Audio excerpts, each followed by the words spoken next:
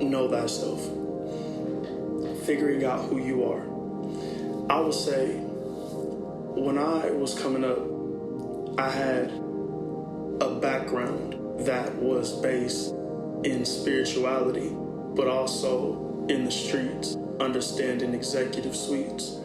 It made me a person who had good intentions and wanted to be righteous and help people.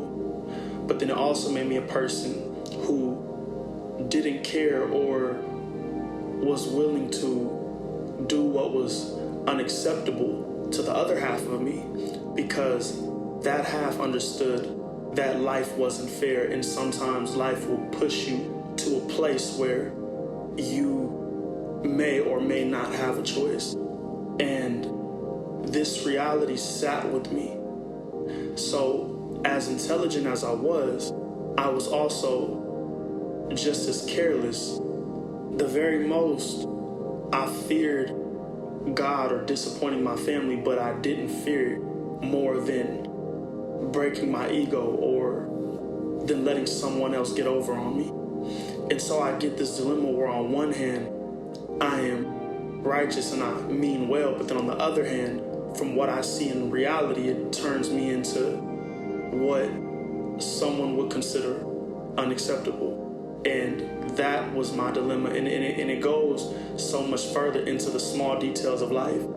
It puts you in a place of distortion, of confusion, because you have one half of you, the part of you, sometimes you feel unaccepted because the better half of you is trying to be better, but then where those doors exist to give you an opportunity to be better, they only want to consider you the way they consider people that come from where you come from. So you get caught in this mix of who am I and what about me is worth being, what about me is worth loving, what about me is worth fighting for.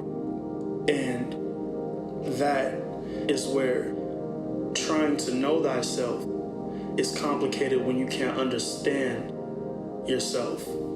And in time, what I figured out is I'm not too different from my neighbor, and my neighbor's not too different from me.